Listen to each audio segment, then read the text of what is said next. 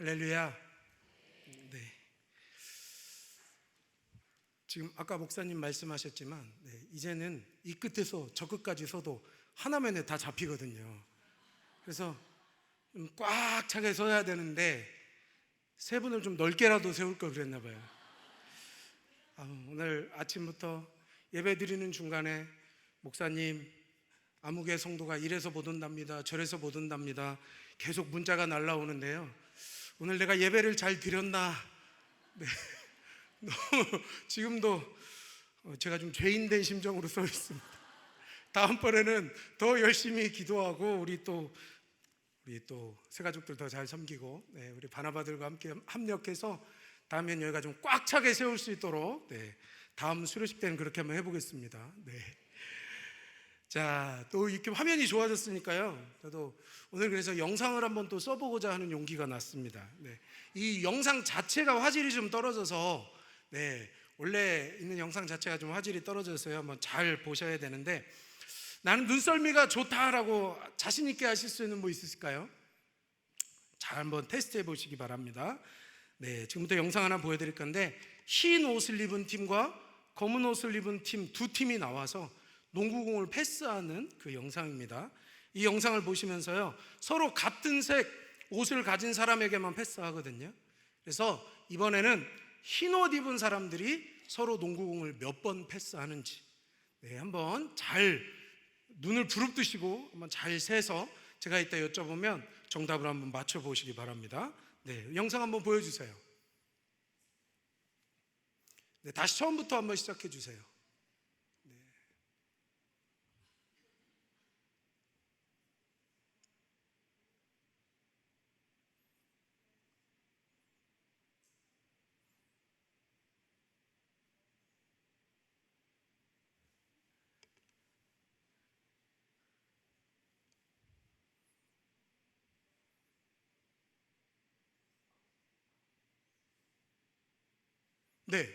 자, 손을 많이 드시네요. 몇 번인가요? 뭐 다 아시네요. 정답은 영상을 다시 한번 보여주시죠. 진짜 퀴즈는 가운데 어떤 동물이 나오는지 보셨어요? 한번 보시죠.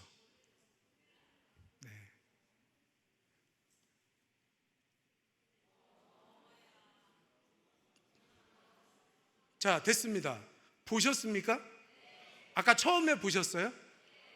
처음에 보신 분들은 둘 중에 하나입니다. 이걸 원래 알고 계시거나 아니면 흰 옷을 아마 틀리셨을 겁니다. 그렇죠?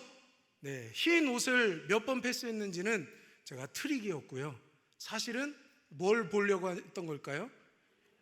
그 영상을 볼 수 있는지를 제가 테스트해 본 겁니다. 이 실험은 1999년 하버드 대학교의 심리학과에서 진행한 실험인데요, 인간은 선택적 주의 집중을 한다라는 거예요. 그러니까 쉽게 말하면 내가 보고 싶은 것만 본다는 겁니다. 분명히 한 화면에 다 담겨 있었어요. 그런데 나는 못 봤다 하시는 분들이 계시잖아요. 이게 내가 어떤 인지 능력이 잘못된 게 아니라 이게 인간이 자연스럽게 이렇게 될 수밖에 없다라는 것입니다. 서울대 심리학과의 최인철 교수가 쓴 프레임이라는 책이 있습니다. 그 책에 보면요, 건물을 지을 때 이 건축가들이 최상의 전망을 얻을 수 있는 곳에 창을 낸대요. 우리가 생각하기에는 그냥 예쁜 자리 아니면 적당한 자리, 적당한 높이, 공사하기 편한 위치에 창을 낼 거라고, 그렇게 설계할 거라고 생각하지만 건축가들은 설계를 하면서 그걸 생각한대요. 어디에 창을 내야 가장 아름다운 풍경을 잘 보이게 할 수 있을까? 그래서 마찬가지로요, 우리가 어느 곳에 창을 내느냐에 따라서 우리가 보이는 풍경이 달라지기 때문에 그런데, 건물 어느 곳에 창을 내더라도 그 창만큼의 세상을 우리가 보게 되듯이 우리도 우리 마음의 프레임이라는 창을 통해서 우리의 삶에서 또 우리가 살아가면서 많은 것들을 보게 된다라는 것입니다. 제가 신학교 다닐 때 이 며칠간 좀 금식을 했던 적이 있습니다. 그런데 제가 금식 잘하게 생겼나요? 네, 맞습니다. 힘들었습니다. 그런데 제가 금식 중에 아주 눈이 떠지는 역사를 경험했는데요, 평소에는 학교 근처에 참 먹을 게 없다라는 생각을 늘 그런 이야기를 하면서 다녔어요. 그래서 뭐 어디 천호동으로 가고 막 친구들하고 특별한 걸 먹으려고 하면 자꾸 멀리 나가고 그랬는데, 그때 비로소 제가 실감한 게 있습니다. 광나루에 맛집이 이렇게 많구나, 먹을 게 이렇게 많구나. 왜 그랬을까요? 갑자기 맛집이 생겨났을까요? 제가 이거는 또 아기를 키우면서 경험한 건데요, 아기 낳기 전에는 그런 생각을 안 해봤는데 아기를 낳고 나서 키우면서 집안의 모든 모서리가 위험하게 보이기 시작했습니다. 그래서 모서리란 모서리에는 뭘 붙이죠? 이 안전장치를 이렇게 붙이기 시작했어요. 사실 갑자기 가구가 위험해진 걸까요? 갑자기 없던 맛집이 생긴 것일까요? 그게 아니죠.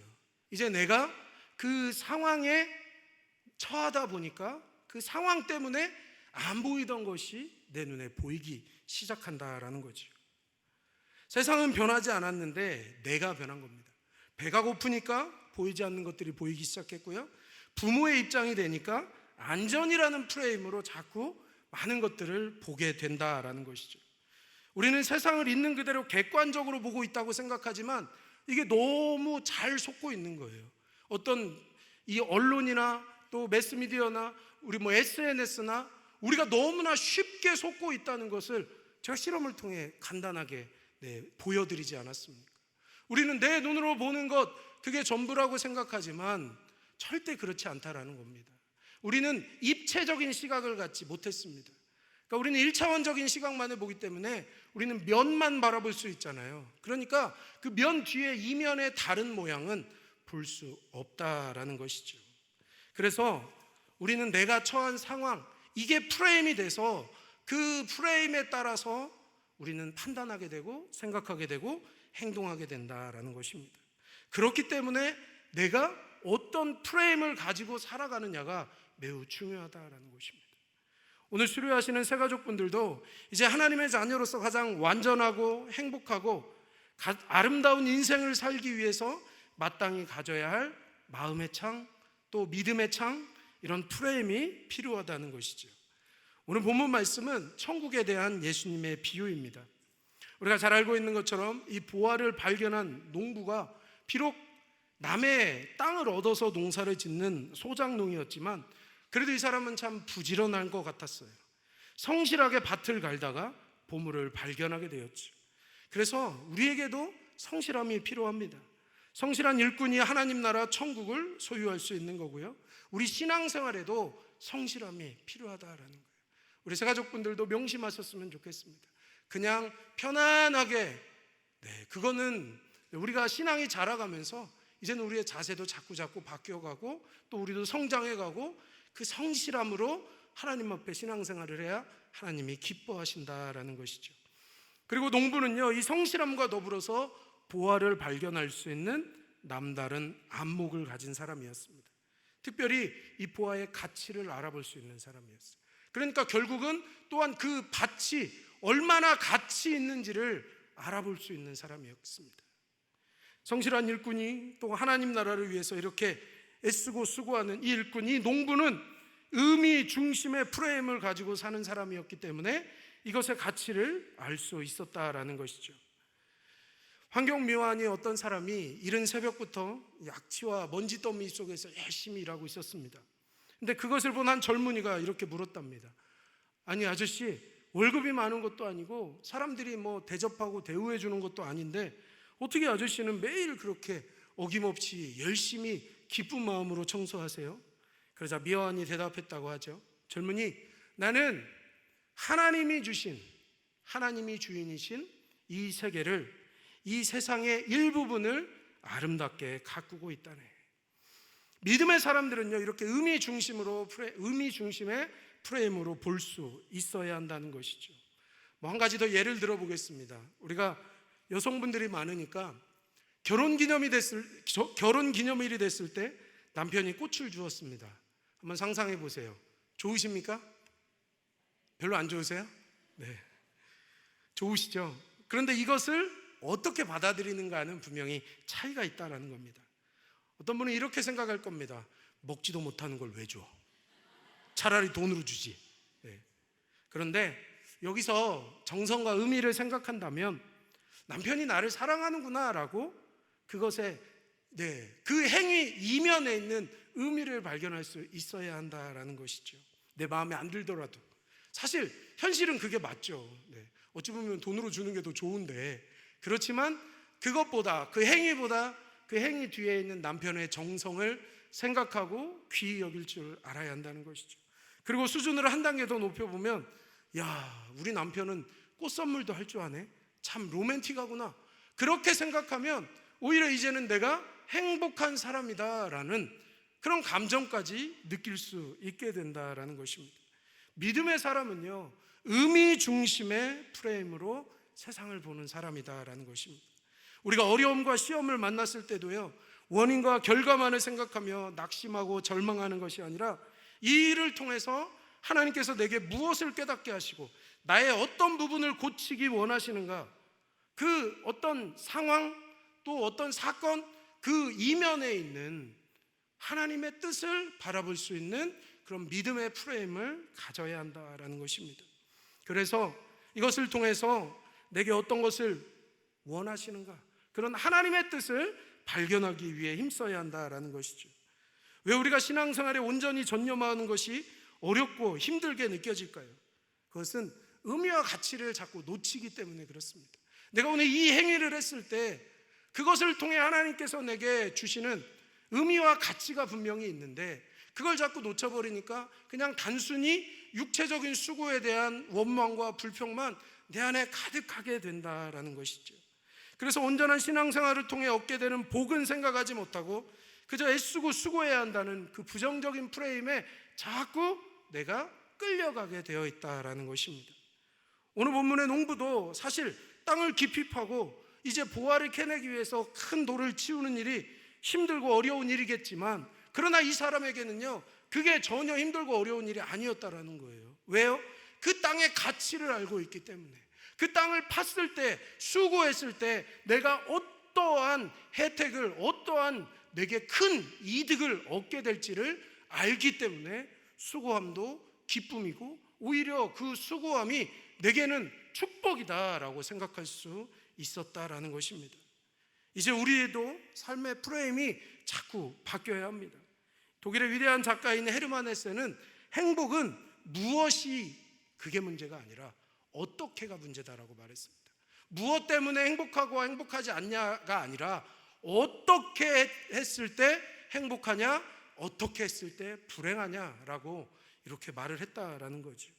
그래서 행복한 삶의 비결은 결국 우리도 의미 중심의 프레임, 하나님이 내게 이 상황을 통해서, 이 사건을 통해서, 지금 이 형편을 통해서 어떤 놀라운 역사를 이루실까, 그 이면을 바라볼 수 있는 의미와 가치 중심의 프레임, 그 천국 프레임을 가져야 한다라는 것이죠.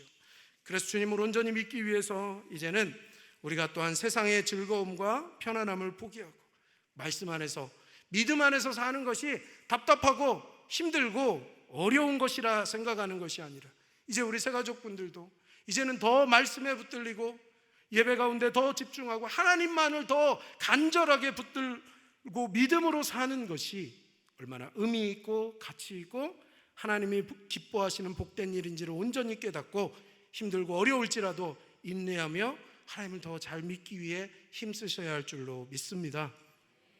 이제 결론적인데요, 오랫동안 땅속에 묻혀있던 보물을 발견한 농부는 어떻게 했을까요? 누구에게도 알리지 않았습니다. 그리고 조용히 잘 덮어두고 집으로 돌아왔죠.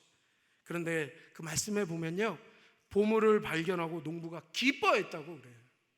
얼마나 기뻤겠습니까? 왜 기쁨이 있었을까요? 그 보물의, 그 땅의 가치를 알고 있었기 때문이죠. 야, 이제 저게 내 거다, 내가 이제 그 모든 것을 얻을 수 있다, 나는 이제 큰 부자가 된다 라는 그 기대가 얼마나 흥분되고 좋았겠습니까? 가치와 의미를 알기 때문에 기뻐할 수 있다라는 거죠. 오늘 이 시간에도 하나님께서 내게 주시는 그 축복의 가치와 의미를 알면 우리는 그것만으로도 이 시간에 정말 기쁘고 감격스러운 그런 마음으로 이 시간 하나님 앞에 앉아 있어야 할 줄로 믿습니다. 하나님을 믿게 된 후에 내 인생이 바뀌고 변화되었다는 것에 대한 기쁨과 감사가 넘쳐나야 할 줄로 믿습니다. 마치 농부가 보화를 발견하고 기뻐했던 것처럼 내가 죄와 사망에서 해방된 구원받은 백성이며 하나님의 자녀로서 이 땅에서 이미 천국을 경험하고 누리며 권세 있는 삶을 살아갈 수 있음을 온전히 기뻐하는 인생을 살 수 있기를 축복합니다. 농부는 밭의 보화를 발견하고 그것을 자기의 것으로 만들기 위해서요, 자기의 모든 소유를 팔아서 보화가 묻혀있는 밭을 샀습니다. 가치를 안다고만 중요한 것이 아니라 그것을 소유하기 위해 애쓰고 수고했다라는 거죠. 우리가 예수 그리스도를 믿고 그분을 통해 영생을 얻고 천국을 소유하기 위해서는 우리가 지닌 모든 것을 또 희생할 수 있는 각오도 있어야 한다는 것이죠. 이것이 또한 천국 백성의 프레임입니다. 천국을 소유하기 위해 더 큰 은혜와 복을 얻기 위해 우리의 몸과 물질과 시간과 노력과 모든 것을 기쁨으로 드리는 것이 당연하다 여기는 그 프레임을 가지고 신앙생활을 해야 정말로 감추어진 보화를 더욱더 풍성하게 얻을 수 있는 역사가 내 삶에서 끊임없이 나타나는 줄로 믿습니다. 그래서 주님을 위해 헌신하는 것이 당연하다고 여기는 그 천국 프레임으로 살아갈 때 하나님 우리에게 천국을 소유한 행복한 백성으로 살아갈 수 있도록 역사하실 줄로 믿습니다. 천국의 프레임으로 천국의 삶을 사시는 우리 또 새가족분들 또 우리 모든 성도님 되시길 축복합니다. 사랑이 많으신